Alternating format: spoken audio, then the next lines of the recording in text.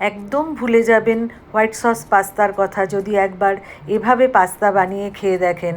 স্বাগত আমার চ্যানেলে। আসুন তাহলে বানানো শুরু করি। তার জন্য নিয়ে নেব 50 গ্রাম পোস্ত, হলুদ আর সবুজ রঙের ক্যাপসিকাম কুচি করা, সাথে পেঁয়াজ কুচি আর রসুন কুচি। প্রথমেই পাস্তা বয়েল করে নেব।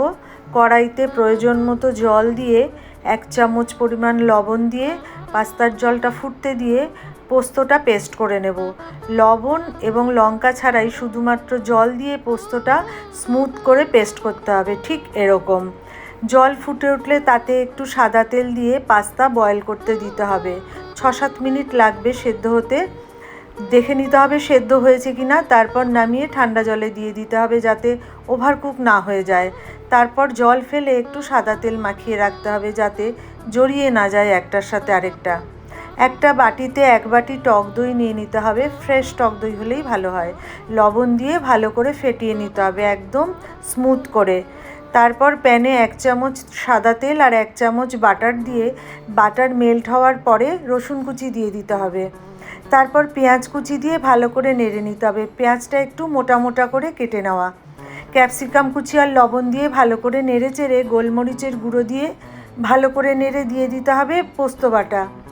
ভালো করে নেড়ে চেড়ে মিশিয়ে নিয়ে দিয়ে দিতে হবে ফেটানো টক দই।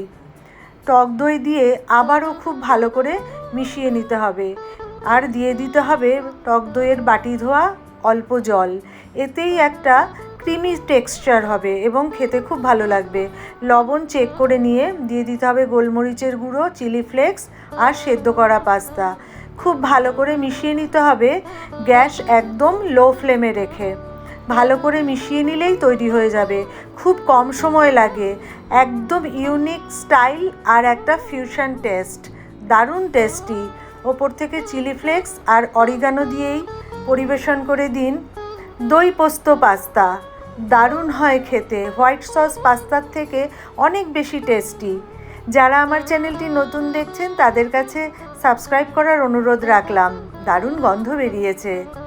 বাটার আর গার্লিক, দই আর পোস্ত, একটা অসাধারণ ফিউশন টেস্ট। দুর্দান্ত। রেসিপি ভালো লাগলে অবশ্যই একটা লাইক করে দেবেন। দেখা হবে আবার পরের ভিডিওয়ে।